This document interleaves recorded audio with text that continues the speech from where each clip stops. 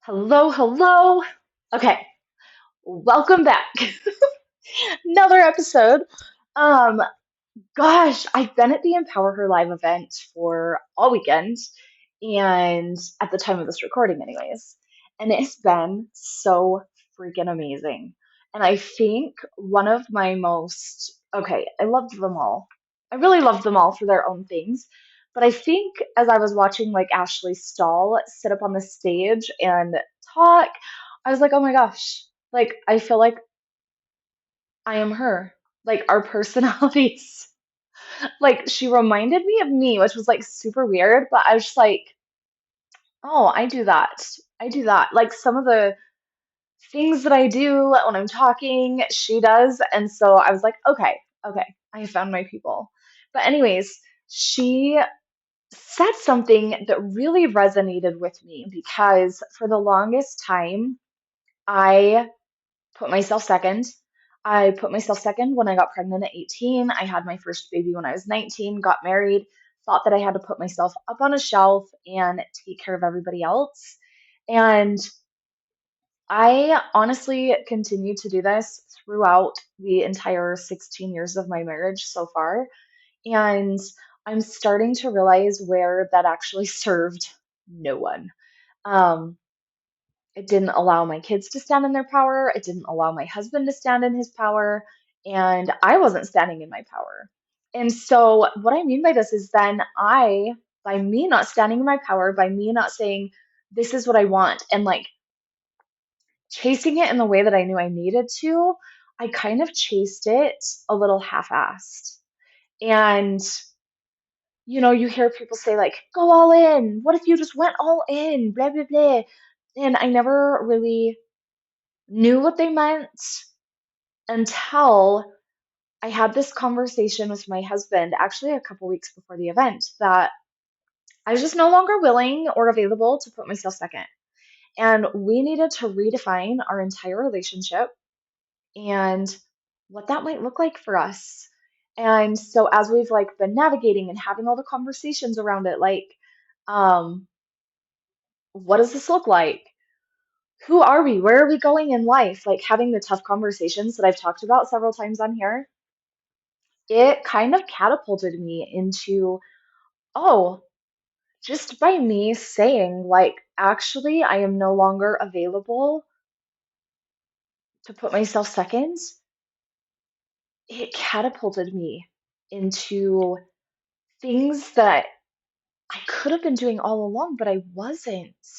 And it's just a really interesting dynamic because I was like trying to make sure everyone else was taken care of. So, like, I would think, oh yeah, I need to reach out. I could reach out to this person or I could reach out to this person, and I wouldn't do it.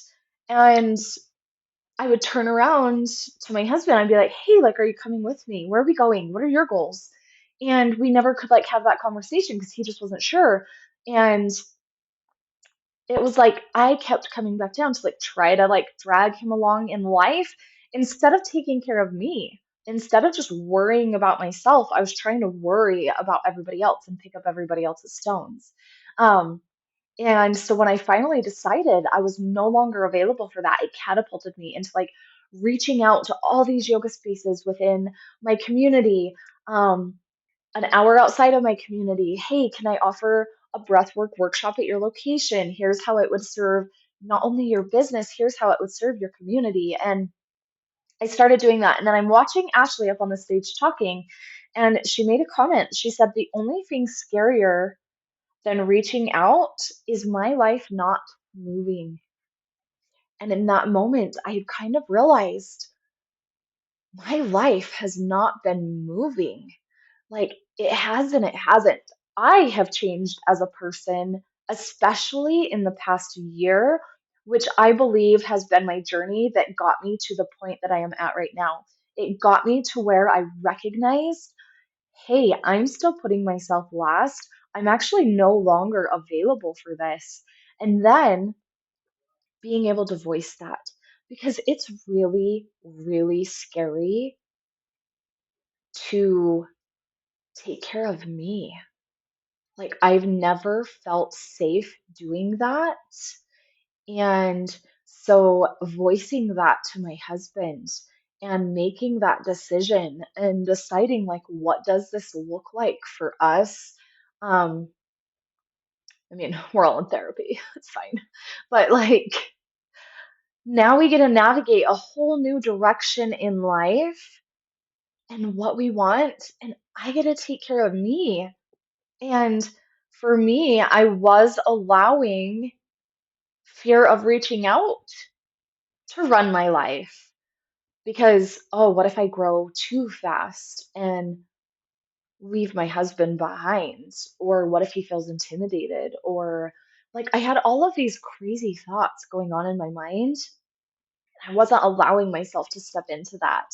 And when Ashley said that, I was like, oh my gosh, yeah, like my life hasn't moved a whole lot in a long while. I've definitely changed, but we still find ourselves in similar life circumstances, similar financial circumstances. And it gets better and better every time, but it's like the same perpetual loop. I know I've talked about that on here before, but it's like that same perpetual loop, just at a higher level and a higher level, but still not at the level that I want it to be. So I want you to think about your life and maybe I can give you some examples. And this is just from my life, but where might you be putting everybody else first? Maybe you have a dream that you want to chase, but yet your kids are in sports 5 nights a week and you've got games every weekend and you haven't left yourself any space to do those things. Maybe it's that for you hunting moms out there, you are totally going to get this. But maybe it's that your husband wants to go hunting on the weekends or he wants to go hunting for an entire month. And you're like, oh, yeah, that's fine. Like, you go. And then you're at home scrambling to take care of everyone and everything that you're pushing your own stuff to the wayside. Or we had an experience that I talked about on here a couple months ago, but we, my husband, because I do believe in a relationship of doing things for each other, but I had a whole weekend of work planned. My husband was going to be on the mountain. He had, I believe, my two youngest kids because my 13-year-old had a broken leg all summer. That was the whole thing. And then my other one had like FFA stuff. But he called me and he's like, "Hey, I pulled over and I was checking on the dogs. When I got over here, he was like an hour and a half away one way. So um, he saw noticed that one of his dogs had an abscess in his mouth. So they did a little roadside surgery. He's got a buddy that came and helped him that also runs hounds. Came and helped him. They cleaned it up. And he's like, I might need you to come get him and run him to the vet tomorrow. And this was after I decided I was done putting myself second. And so I thought about that for a minute. And I was like, actually, I'm not available to do that. Um, because he wanted me to drive an hour and a half one way to go get the dog and take it to the vet so that he could just be on the mountain. And I had to start recognizing, like, actually, this isn't my problem.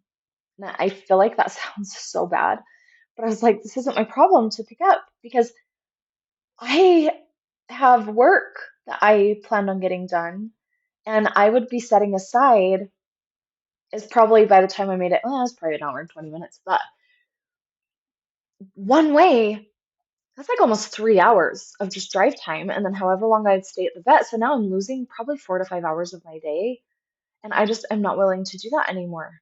And so I just voiced that to him, and he was like, "Okay, like I get it." He was really good about it. Um, but I started to recognize all these places. This wasn't a drop everything and run because it was an emergency situation. This was actually, he's perfectly available and capable to take his own dog to the vet. And it was just convenient if I would have run and got him and taken him to the vet so then he could have been on the mountain hunting. So does that make sense?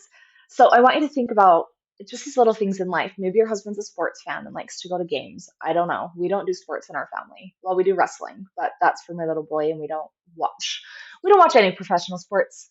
But I want you to really think about where might you be putting yourself second and not going all in on your business because you're kind of tucking that away.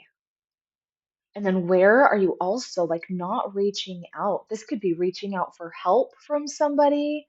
Maybe you feel like a burden. We're going to talk about this in an upcoming episode as well. But I want you to really think about where is your fear sitting? Like, what are you most scared of? And why is your life sitting stagnant? Like, if you're feeling like, oh, we're kind of in the same space, like it's not bad, it's not amazing, I want better, but I feel bad for wanting better, but you're just hanging out. What would happen if you just reached out and put yourself first for once? What would happen if you reached out to this woman that you admire and say, hey, would you go to lunch with me? I'll buy you lunch. And just talk with me about business, talk with me about what you're doing, talk with me about motherhood and how you're making it work. Because I see you with your kids and you're so patient and kind. And maybe we all know that it's not like that 24/7. But if you never reach out because you're afraid of being rejected, how are you ever going to get your life to move forward? And so if you want your life to move forward, we've got to get past that fear of rejection and allow that to fade away so that we can actually move our life forward. Hope that was helpful. I'll talk to you next time.